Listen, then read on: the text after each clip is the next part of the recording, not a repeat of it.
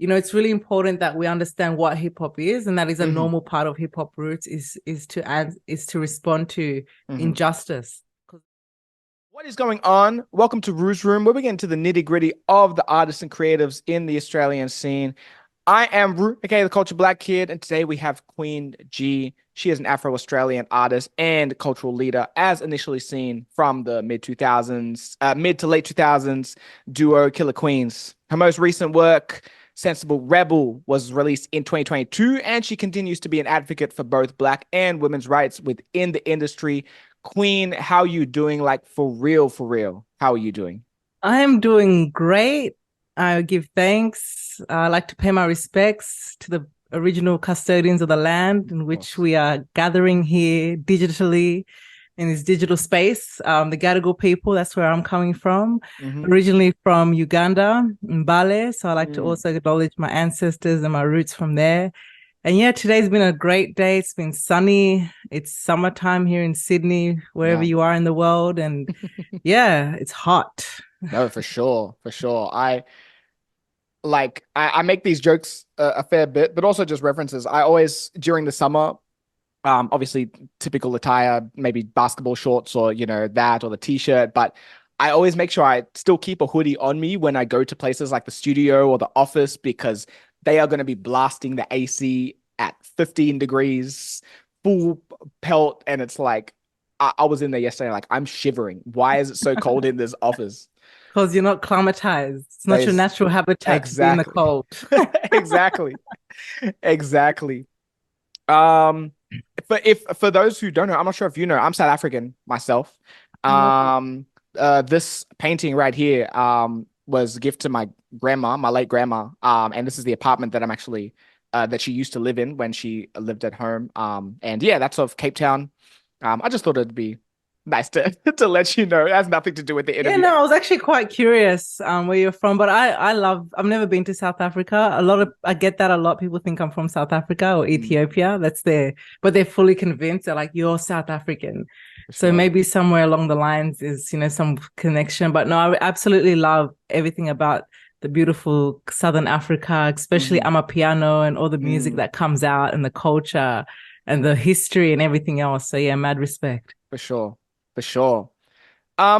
Speaking of our culture, I haven't mentioned this on any of the other ones that's dropped this month, but I'm not sure if anyone noticed a theme, but one of my main reasons for especially having Queen on and, the other people who I had on is that I really wanted to have every single guest through February be Black, because it's not celebrated in Australia, unfortunately, like technically, but it is Black History Month throughout February, which is mostly in the United States. But, still, regardless of that, we can still, celebrate throughout February and throughout the whole year, 365, because, always going to be unapologetically Black. And yeah.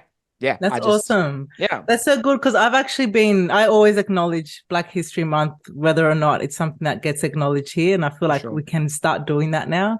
But yeah, I love this month, and it's definitely something that I get into. So that really means a lot to be featured. This is my first Black History Month interview. Well, I'm honored to have you on, for sure. Yeah.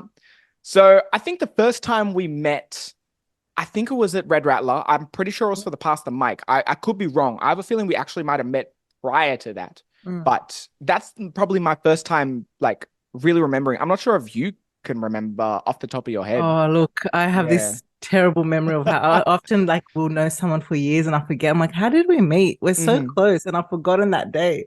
So yeah, I definitely feel like it would have been at Pass the Mic, Red Rattler. For sure. I do remember also, because I have a studio in Marrickville, offbeat. And I was walking past you, and you were walking towards Red Rattler, and we saw each other. We're like, hi. But it was kind of that like hi where it's like, we know each other. Yeah. But like we've talked before, but we just blanked for a moment, and it was really, it was kind of funny. And plus it's a digital space too. Like I follow you and I watch your content as well. So sometimes when you're watching people that you've never, like you don't often meet or interact with, you do also get that, because I have that, but I also do this. black person I see, I do the Of course, hi, the acknowledgement. whatever. Even if someone doesn't do it back, I will always stop what I'm doing, pause my moment, even if I'm in the comment, like 100%. 100%. Oh, that's yeah. No, I'm the same. I'm the same. I especially I get excited. I'm like, woo. of course, oh my goodness, another black person. I love it.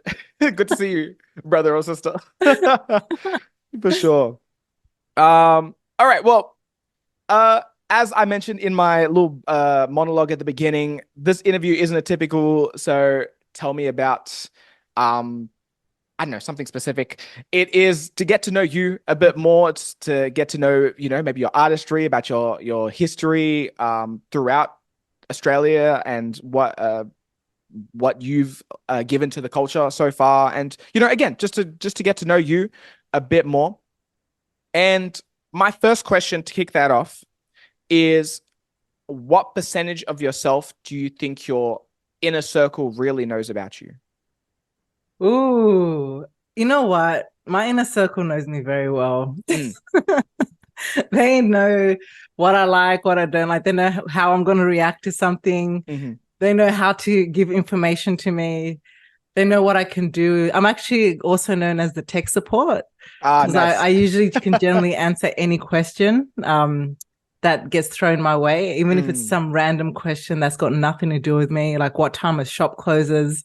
I get these responses, and that's part of them knowing me. It's like, yeah, they can ask me these random stuff and I'm gonna somehow still don't know how pull up a response to it. No, for sure. I'm kind of similar where I don't know, it's not so much people ask me the question, I just know I have a memory bank of just random facts in my head that's just like, if I didn't remember this, I would have done better in science in school or something like that. Do you think you could give a number to that percentage? Oh yeah, percentage. I would say, oh look, I'll be honest, I'll be realistic as I can. I'd say 70%. Okay. There's a big 30% that, not everybody needs to be aware of on my inner circle. But yeah, I definitely feel like a good amount because I'm quite consistent. I feel like I'm a bit of a consistent person. Kind of know what to expect. You know where to find me. You'll find me in the most conscious spaces, radical spaces. So yeah. No, for sure. And my follow-up to that question is, looking at you as an artist, how much of that percentage have you shared in your music? Music is my therapy. I would say from 70%, I'll go 100% because you might find some songs that I've written that say something, respond to something. It's really a way that I understand things. Like I really enjoy writing.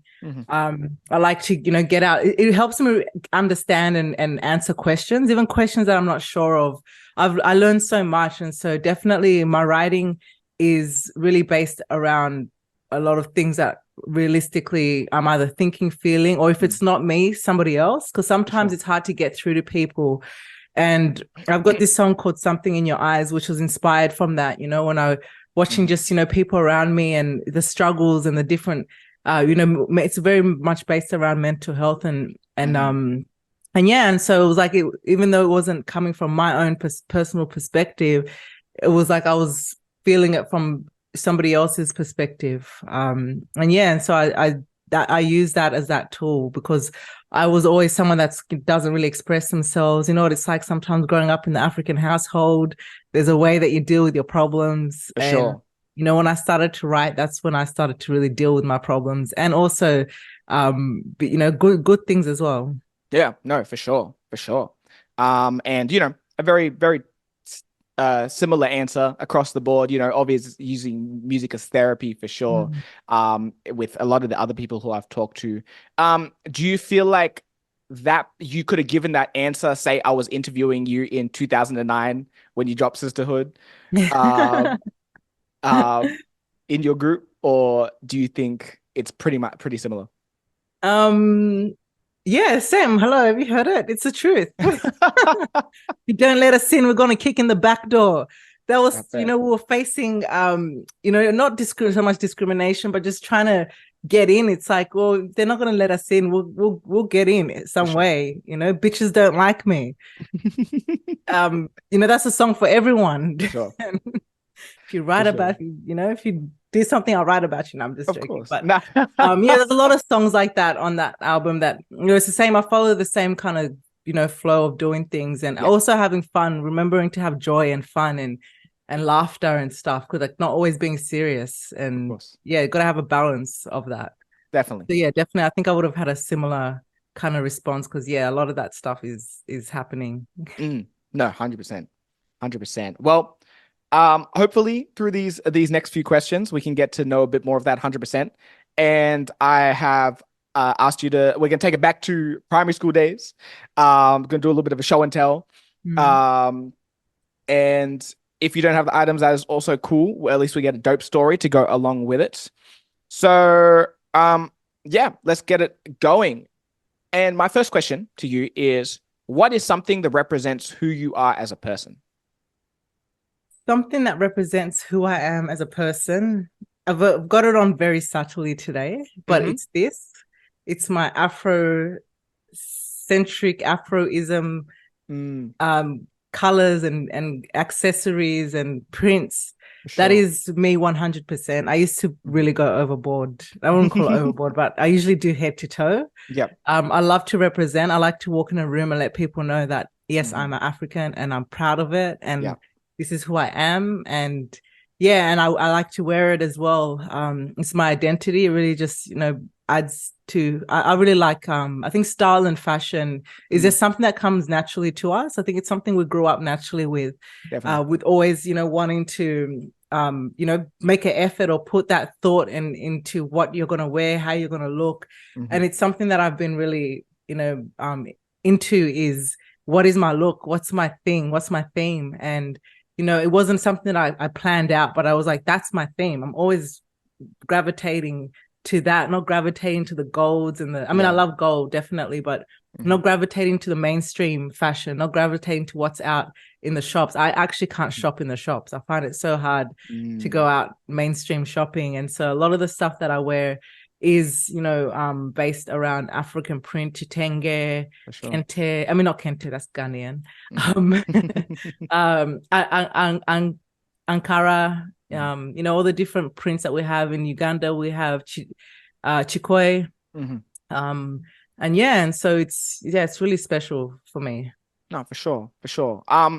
To anyone who is watching and doesn't exactly know what you're wearing, would you give a rundown of the prints or the designs and So currently I'm wearing my natural dreadlocks, which grows from my natural Afro hair. And I've got a headband on that is printed in, it is definitely a ripoff of what's meant to be kente. I don't like it when they do that, but I was just attracted to the colors. I will acknowledge that. But it is a headband that just kind of goes around the front of my hair. And I've got some Maasai earrings on, some beaded Maasai earrings.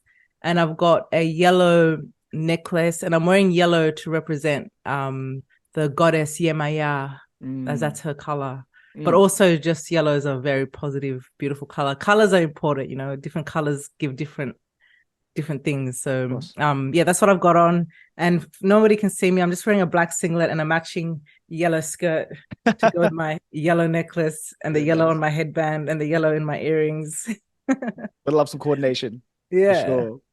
I'm definitely still learning about my history when it comes to South Africa and just my blackness as well. It's an ever growing day-to-day journey for me. So like I know that personally I'm colored, so I don't actually have a tribal background when it comes to South Africa. That's a whole nother conversation that I'm not going to get into now.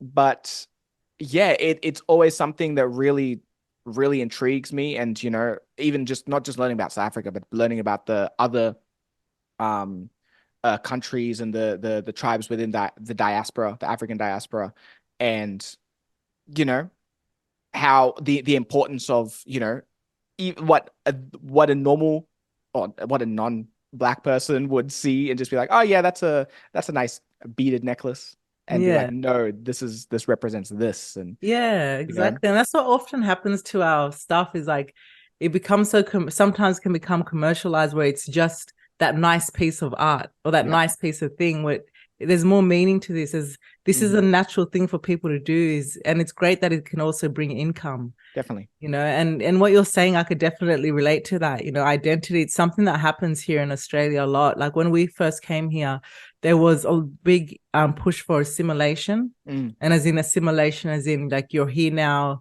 you are a white Australian, not Australian in the context or the yeah, original people who I wouldn't say are Australian as say they've got their own tribes as well, but mhm, there was definitely that big push, and I feel like that's something that happens to a lot of us where if we're not directly connected to our heritage, our background, we're always going to answer those questions. And that's a journey that I went on. I was never satisfied with the fact that, yeah, I'm here and what's next, for sure. so For sure. yeah. And I know that, myself and your journey so far and there's so many other people that are relating to that. And, it's one of those you're not alone type thing, Mm. especially if you're black living in Australia or born in Australia, like myself.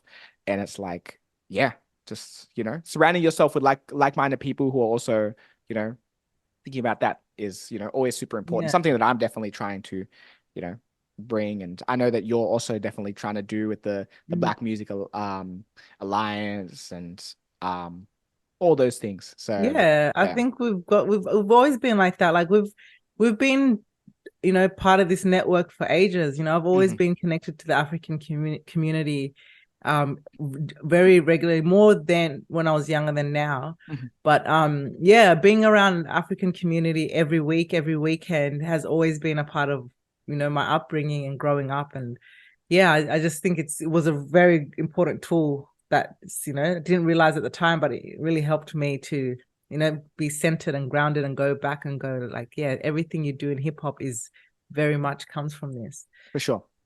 For sure. Before we keep moving, do you have a favorite piece of Peace.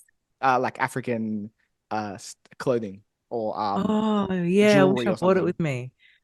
Do I have a favorite like my own or just general favorite? Your own that you own. Oh well, I get my clothes made. Mm, I've got a lot of nice outfits. nice. But one of my favorite outfits, I wish I could just pull up a quick photo of it. But when I went into like one of the last time I was in Uganda, I connected with this incredible designer called Raska Sozi, Mm, and he made me this amazing outfit, which I do have.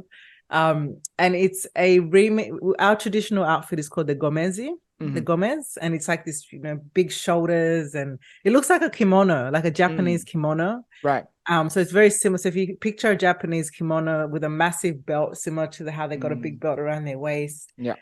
big shoulders. So yeah, we made like we made a version of that, but I made it into like this long sleeve jacket, and Mm, some nice buttons and stuff. And then he also did me these Queen G pants where he got, because I'm very mm, much rebel, movement, fight the system kind of of thing. So course. he made me these army print pants and put Right. like in beads. I don't know, these designers are, I don't know where they find the time, but beaded Queen G along the pants in this beautiful yellow and black color.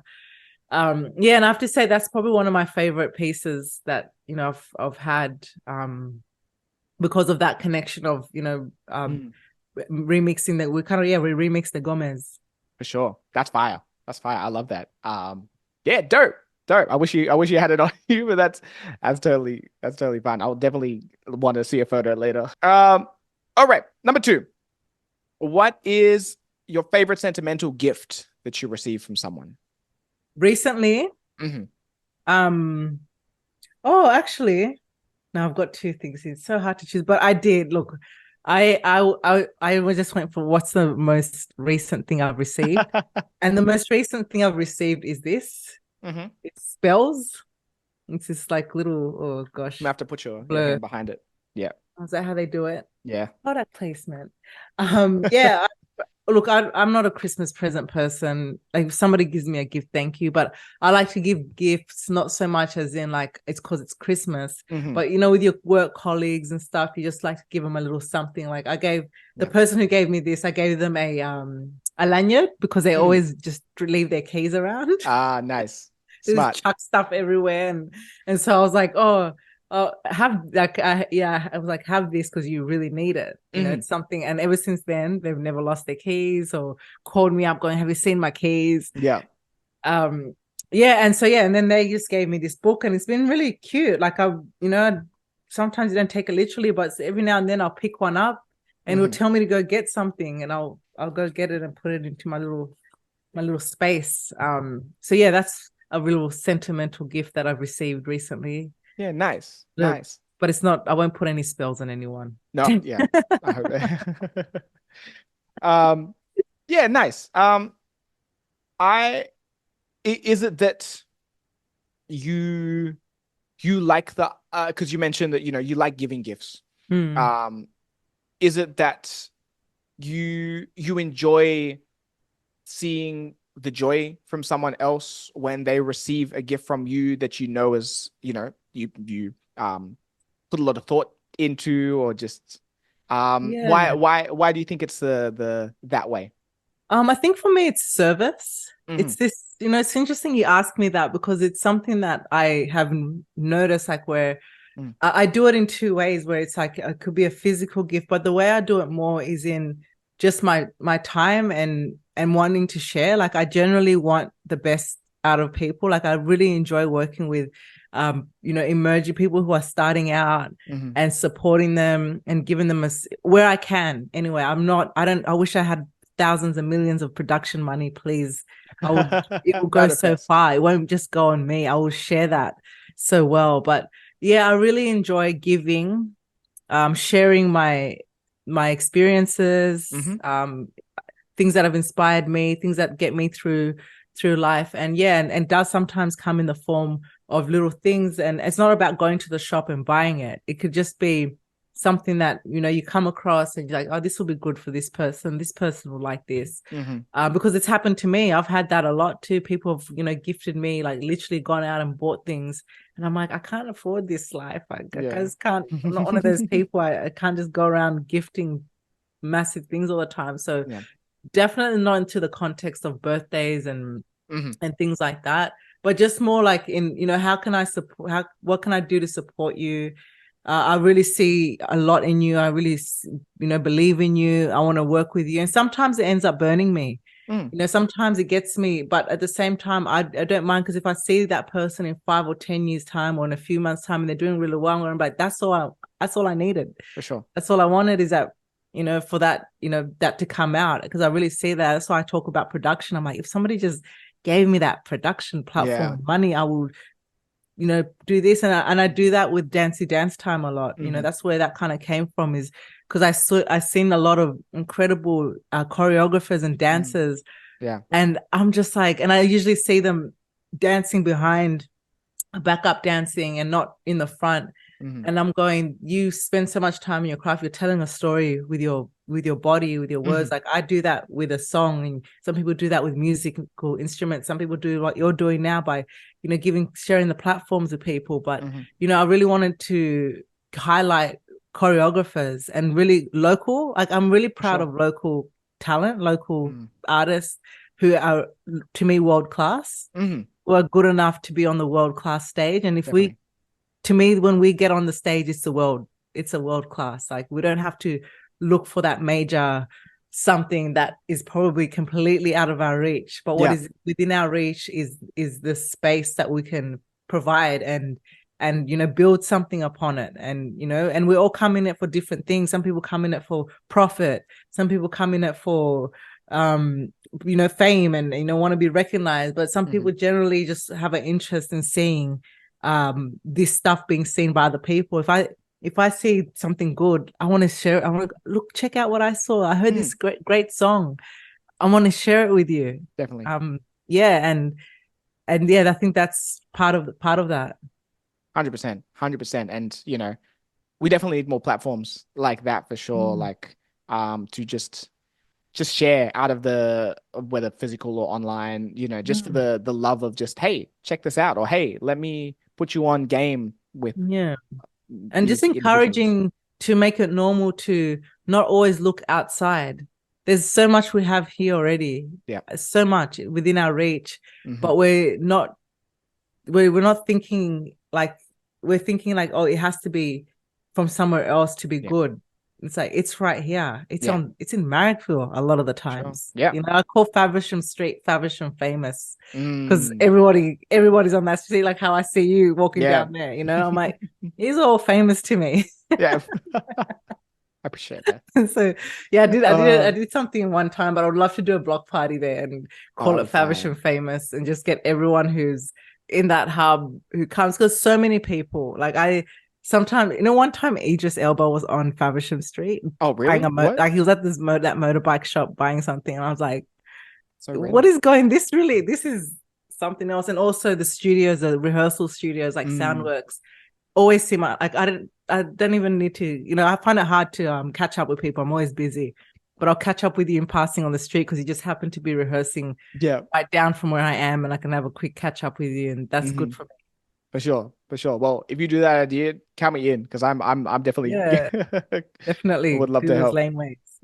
All right, Copyright. Faversham Famous is mine. done. All right, let's move on. Number 3. What is the first album that you ever bought or received? The first album that I received, proper album. I'm talking about album. I've got singles that I received and got gifted Mm-hmm. before. Mm-hmm. But one of the first ones, can I say two? Yeah, of course. Okay. Of course. One of the first ones was my 14th birthday. I got given Eve's album Scorpion. Oh, wow. Dope. Changed my life, changed my Mm-hmm. world.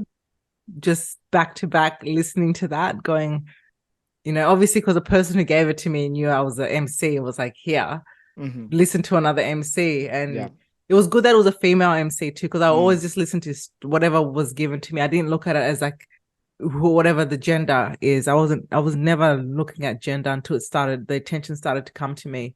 But that was one of my first albums. But the real album that I would say, that's why I want to say two, because that was technically my first, and I love it. And it really sculptured me in writing and things like that. But the album that really changed my world and how I saw things was Dead Prez Let's Get Free. Okay. It was actually loaned to me, but I never gave it back. Yeah. Permanently learns. Permanent loan, because I couldn't part ways with it. Yeah. There was no copying it. I was like, I need the cover, I need the artwork, I need to open up the booklet and look at everything, because the lyrics were also inside it. But the artwork, that front cover artwork, and the fact that Dead Prez have that album, that's really their main album. They've released other songs, but they can tour the world just off Let's Get Free. Just off that back, like start to finish, including all their other individual and tracks and other albums. But Let's Get Free, Dead Prez, I'm an African and I know what's happening. They told me that. They schools can't teach us. Can I swear on this? Yeah, of course. They schools can't teach us shit. My people need freedom. We're trying to get all we can get. Psychology, that really started to get me to interrogate, because I was already there. With kind of interrogating social norms and society and everything happening around me. But when I heard that album and really listened to it, I was like, how do you write like this? I want to write like them. I want to talk consciously. I want to speak truth. I want to say hard stuff, hard hitting facts that, are going to resonate with people as well, because it's also you got to feel it. You can easily go off a hard-hitting fact and it's like corny. It's like, oh yeah, ABC 1 2 3, she's lecturing us. No, like there's an art to it. And Dead Prez, Let's Get Free. For sure. And I totally understand what you mean. Like I don't like to be preached at.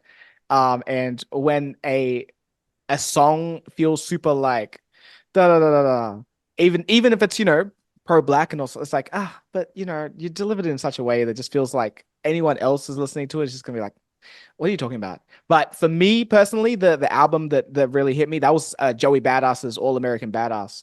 Oh, Joey. So if you were gonna Yeah. say to me, what's your song? I would have been like, what's that? Time waits for no man. Oh, what's that? I always forget the name of the song, but I know it's the Um, one he performed at the awards last year. Time. I think it's called Joey Badass. Sorry, I didn't mean to interrupt you. I no, was you're trying to get good. the train of thought. Yeah. But it's what like that's enough. Like look at him. Like how Mhm. he's in his 20s. Like he's Yeah. now a generation now artist and can Mhm. really speak to people's hearts like that. Mhm. You know? Mhm. But you were saying about Joey's No, album. for sure. Like All American Badass, that one really Mm. made me, that was like the precipice of my, let me start researching these social justice figures, and even if it's Mm. the stereo, like the cliche Martin Luther King and Malcolm X, like, but or let me start paying attention to some of these world issues and Yeah. things that's going on. So And that's yeah. very much about what hip hop's about, like as much as it's become, very commercialized, and that's what, really where it went wrong. But, it's really important that we understand what hip hop is, and that is a Hmm. normal part of hip hop roots is to respond to Hmm. injustice, because the people who started it were directly hit with it. But now Hmm. anyone can just do it, and anyone can just appropriate it and, Yeah. turn it into their thing. And that's also something to be grateful for, that, Hmm. this thing that has been given to the world by Black people is is reaching so far, Hmm. and it's really beautiful to see in every Definitely. aspect. Definitely. Definitely. And one more part of this question, seeing as you brought up Eve, who is your top three female MCs of all time? Wow. Okay. Ideally in Lauren order, Hill. but um yeah, this is, why are you doing this to me? Rock. hmm. I'm just gonna say the names, they're all my favorite. Hmm. Lauren Hill. Rock is, have you heard Rock? Mm-mm. Deliverer of all deliverers, Mm. has got so much tracks out there, and just you can't mess with her when it comes to the flow Hmm. and the vibe. And then I'll have to say, oh, oh, oh, oh, why are you doing this to me? This is something I take very seriously. Oh, mm. Okay, so I said Lauren Lauren Hill, Hill. Yep. I said Rock, Yep.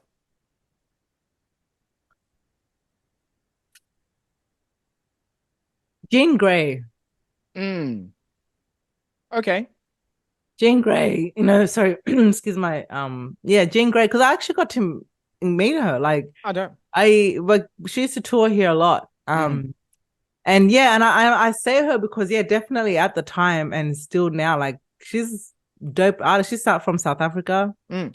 And yeah, very underground. Look, I'm an underground person. I'm not gonna name a mainstream person. That's just something I can't do. I have to Fair go enough. to when you say MC, Yeah. if you say rapper, Yeah. the other names I can drop. No, I chose that word. I chose that word specifically. Yeah. Okay. Nah, nice. If it was me, it'd be Lauren Hill, Left Eye, and I Oh, like Foxy Brown. see, this is hard. Foxy Brown. Damn, yeah, Foxy Brown, another hard hitter. How For good was sure. she in the firm? Like, Oh, oh, the ridiculous. She could firm. rap out, she could out rap all of the guys. Yeah. Like, oh, I think I look forward to her verse the most on Nas's Affirmative Action on the message. Yeah. Um, Yeah. oh my goodness. Ridiculous. Absolutely ridiculous. And if I'm gonna throw in a modern one, I love Rhapsody. Oh Raps yeah, I Rhapsody. yeah, like Yeah. the streets have been waiting for her to Mm. drop a new album, and I really want it to come. Yeah, I That love last one, Rhapsody. yeah. Like yeah, wordplay, everything. Like she's like a genius rapper. She's in that category where it's like 100%. your doc, you're in the encyclopedia. Hmm. No, definitely, definitely. All right, number four. What is a moment from one what is a moment from one of your favorite gigs, and what is a moment from one of your favorite sessions? Mm, damn. So many shows, so many moments. There's so many. Like it's always really fun. I really enjoy performing. I perform in an African band at Mhm. Lazy Bones mainly. That's Mhm. the only place we're getting a gig at the moment. Mm. But but I love Lazy Bones. I think it's Shout out to Lazy important. Bones. Yeah, important venue. But yeah, Afro and Bolo. I really enjoy performing in Afro and Bolo because it's African music. Like it's straight up drums, and it's a dream come true for me because I'm like, how did I end up here? Yeah. How through my journey of DJ, mic, dancers, MC only did I end up in live music, live band, but also between my original songs, I also sing songs in Wolof in that Yaku Mbai has taught teaches us to sing, and yeah, that's really I guess developed. It's been like almost a professional development being in that band. Because yeah, like there's a way that you perform live music. You can rehearse the song, but there's a way when on the night it's going to be completely different. Sure. It's going to probably go for longer. Yep. Yep. And it's also like, working with the musicians as well. So I think for me, yeah, like that's been really an incredible journey and a funny one. I got to tell you this funny story. Yeah. Right, because only those who know would know. True. Only those whoever from like when our album launch, Killer Queen's album launch, Sisterhood at Oxford Art Factory. Look at me, I'm even naming the venue. Yeah, so we got this song called Bitches Don't Like Me, and we're performing the song, and the energy was crazy that night. The energy was just everyone was like in the energy and just really vibing and going off. And this sister that I never seen in my life, never seen her in my life, launches the stage right on the hook. She must have been like feeling the song was like getting to her. It was finished. She was feeling it, and she launches onto the stage to one of my homegirls who wasn't performing with us. Yeah. She was just like, we're like how dudes like to have the entourage and I had my sisters with me and I always roll deep on the stage, all women. Yeah. All women cast. That's another thing that, that's how you know about me is like, I'm always with women. For sure. And yes, I've got my women crew and this chick just launched. This is a fun one because my other one was deep. This is a fun one. She just launches herself to the stage and goes to attack my homegirl. And I'm in my verse. I'm in the middle of the chorus. And there's all these guys in the backstage, mind you. And I'm waiting. I'm expecting, like, in an altercation situation, you kind of look around for some support. Yeah, the security. But no one's doing anything. And I'm looking at the audience, and all I see is Jimmy Singh put this show on for us. Shout out to Good God Small Club, Jimmy Singh. And I could just see his face like, that better not be a fight. That better... So, when somebody's face just says what they're saying without, and then the audience crowd, I just locked eyes with him, and I was like, "Damn!" And in that moment, I'm like, "This is gonna be known as the night where the fight broke out." And so I jump in between this chick while still delivering my part. Yeah, didn't get off beat, didn't stop the show, didn't go, "Oh shit, what's going on?" Yeah, we just continued as it happened.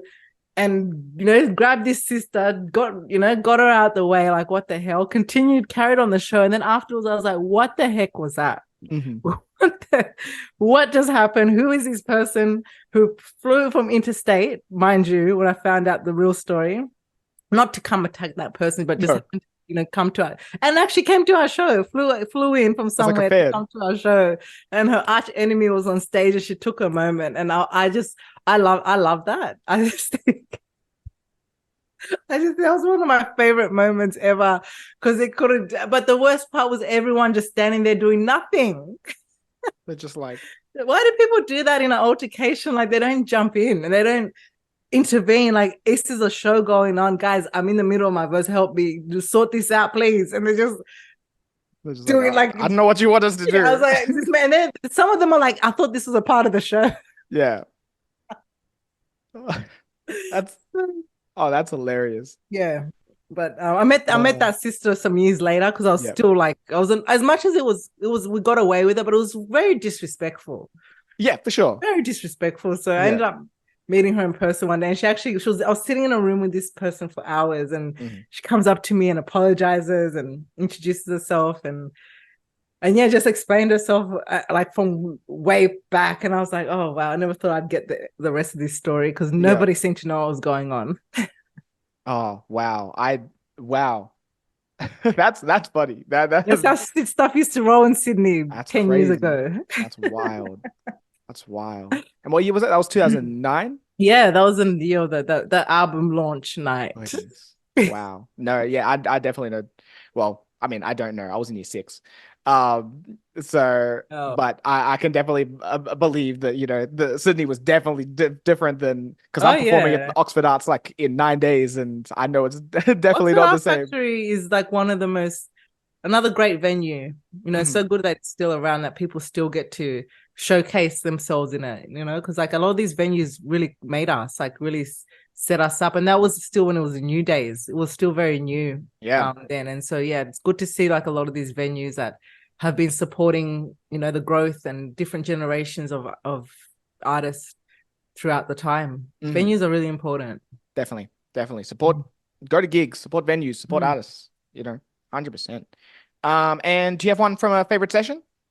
Oh yeah, favorite session. I'll say a recent one. A favorite session was I did this Ricochet songwriting camp. It was the first time I ever did anything like that. Mm-hmm. And I loved the whole 3 days because I was in a time where I wasn't really creating. I wasn't like I had like stuff happening, really personal Mm-hmm. stuff happening in my life that didn't allow for the space. And so when they contacted me to do that writing camp for me, I wasn't doing it because for me my end goal is I love the tracks that we did. It wasn't Yeah. about I'm going in there for this, but I was like really just going there for the need. Like I actually just needed to be surrounded and be creative and be put to the test, like working with other engineers. I'm used to my comfort zone where I work with people I know. Mm-hmm. I've got a history with them. Mm-hmm. And so that was a really good time doing the Ricochet song camps with a Sure. bunch of female other women producers, singers, songwriters. Just learning about that space and also coming up with some really good music. Yeah. No, for sure. I love that. I love that. It always helps to put yourself in fresh environments, even if it's, outside the comfort zone. And, especially during a time when, like you said, you were going through some personal things, but, it can give a little bit of a fresh perspective. And, like you said, you're thankful for how it ended up going for sure. Yeah. Yeah, dope. All right, number 5. What is something that represents your dreams and aspirations within your field? Oh, I touched on it a little bit earlier on, but something that represents my dreams and aspirations is seeing the development and the growth of everybody around. Being surrounded by really amazing creatives who we can share and we have a lot of stuff in common with as well. I think that for me is something that is, I enjoy, and I think that's how I've ended up in the space I'm in. Like I started on radio. I used to do radio, and I had a similar thing where it was like about playing songs that I think are dope. I'm like, check out this. And then now I get to curate things. I share the space because I can easily just put myself on constantly and just make it about me. But I generally share. If I get a door open for me, we're all coming through. Yeah. If there's something there, I'm gonna share it and stuff. And so I think that for me is how we continue this because it's a culture, it's a lifestyle. I'd say that hip hop for me is a lifestyle, and it's something that I live every single day. It's not about just getting on and rapping and writing, and it's service. Another thing I really I love to do is give service, and a lot of people are like, oh, how come you're so helpful? How come you always? I just it's something I need to do. I don't know. People find it in religion. I find it in art, in culture. Definitely. A lot. Definitely. And yeah, I can definitely relate to that as well. Like, as I'm slowly building my brand and stuff like that, I'm realizing the importance and, how much people appreciate when you just say, hey, I like your thing, or hey, I come to your I came to your event, and I'm thankful that you just took a second to video me and put it on your page. So yeah, like you said, we've touched on this already throughout the interview, but yeah, there is such a, a humbling isn't the right word. There's a feeling that you get when you're like, wow, like I'm really appreciative that I can assist in someone else's growth as well. Yeah, and it's not for everyone. Like it's not something that everyone should be expected to do. I really feel like it's a gift because it takes a lot of patience. And it does take a lot of passion. It does come from the heart, and it's not for everyone. Not everybody wants to be there for everybody else, and that is okay. You know, it's okay if you're just there for you, and that's also good too. But you know, and I think it does something to the whole system, the ecosystem of whatever it is around. You know, so like I love to see that I you know, I mean, it's different circles, different times, different eras, but we still all meet back in some way, shape, or form because there's different things that you're doing to elevate yourself. Like you're not always going to be in the same place. It's like looking forward. Where am I going to go next? What stone am I stepping on next? No, for sure, for sure. Okay, yeah. We got a couple more questions. Or one more question. But before we get to that, it's game time because I love to play a game.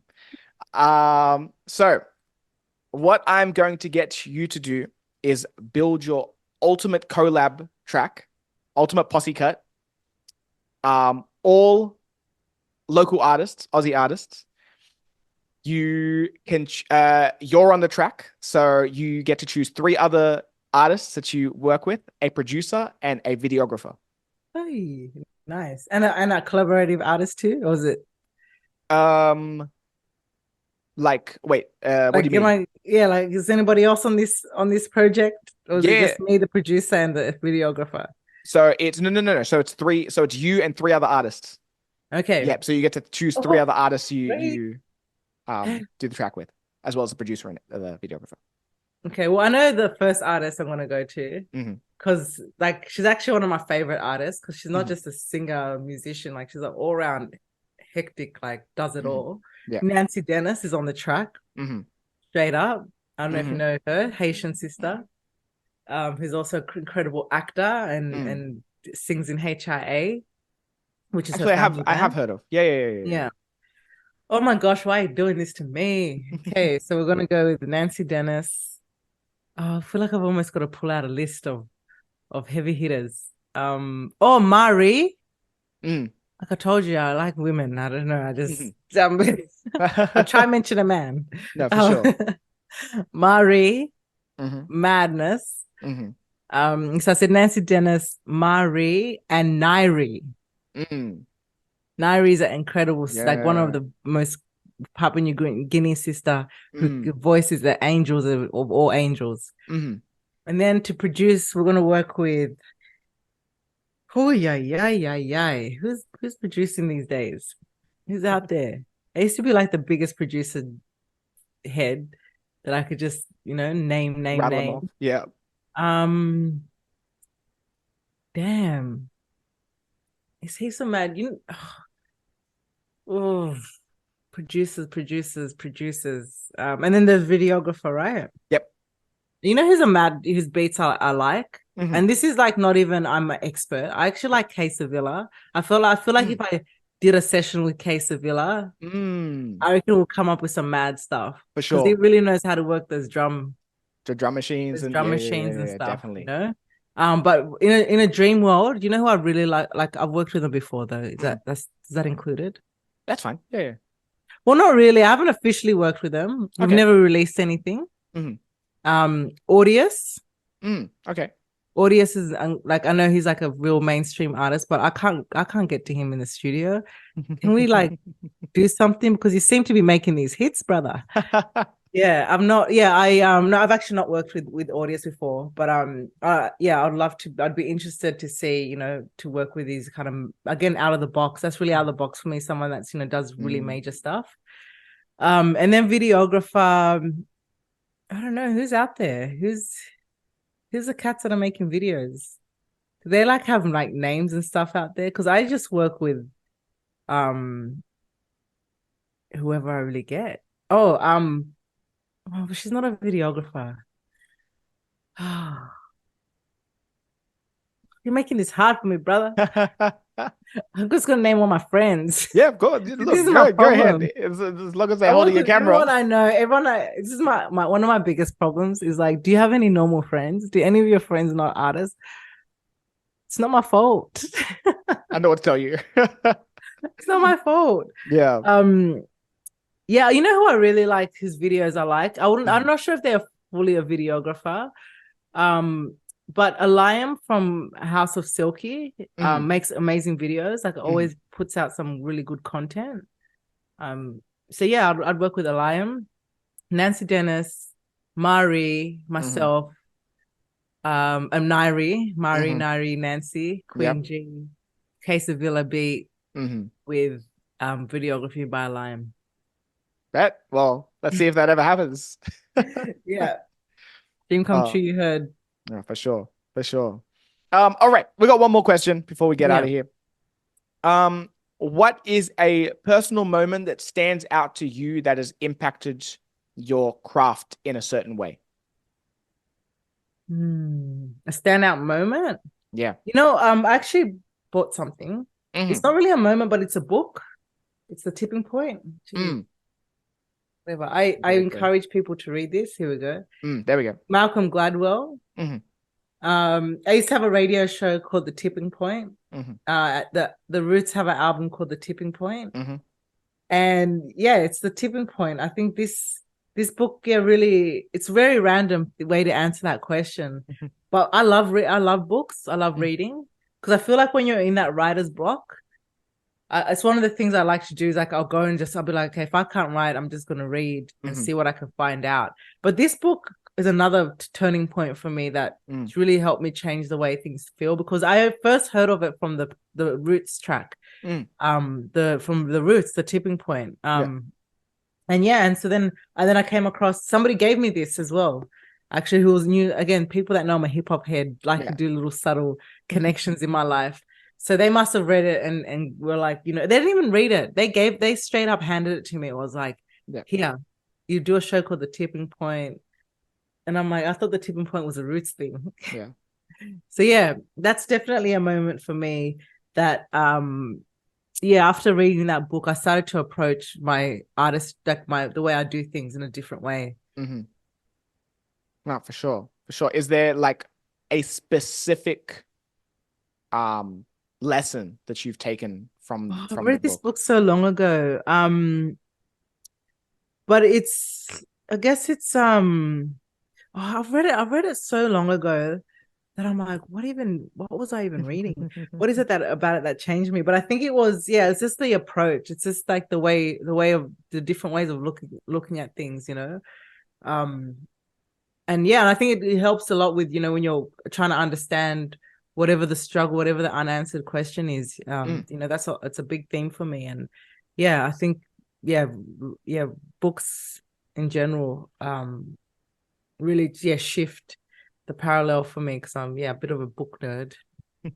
No, for sure. For sure. I've definitely been trying to get into maybe not physically reading books, but Audible, listening to books and, really doing my due diligence there. Challenge yourself and read a book.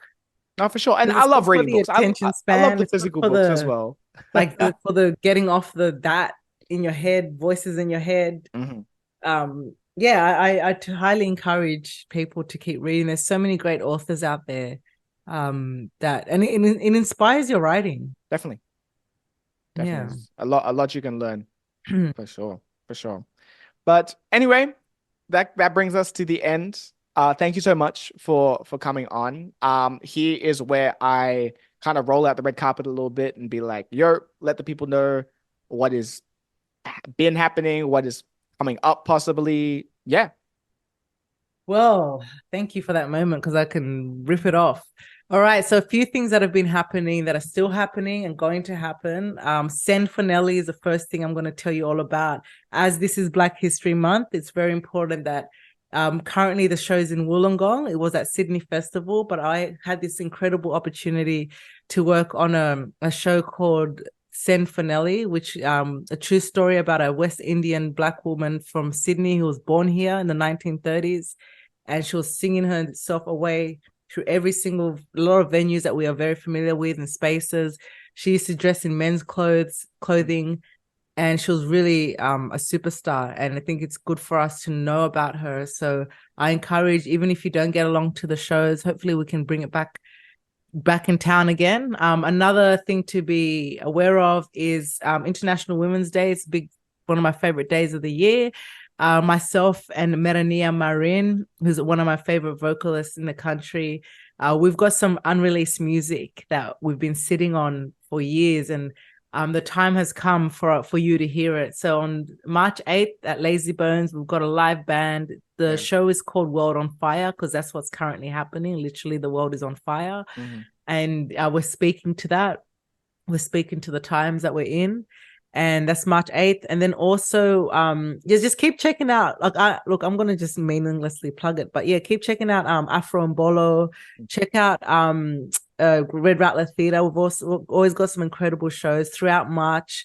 We've got some mad great Southern Nights shows happening as well. So keep a lookout. I'm always telling people to come to something that I'm doing or somewhere I'm going to be. So kibone.ancestry is where you find me online most of the time. And yeah, keep supporting, keep showing love, and hope to see you at one of these next shows, but definitely March 8th. Something to look out for. And also look out for Mapule, as this is a global platform. So it's not just where we are. But Nancy Dennis is going to be performing her show that I'm in called Mapule, and we're going to be touring it again this year. So yeah, keep a lookout for that. Dope. Well, thank you so much. Once again, I am Ruu, aka the Culture Black Kid, Kween G. Catch you next time on Ruu S Room. Much respect. Peace.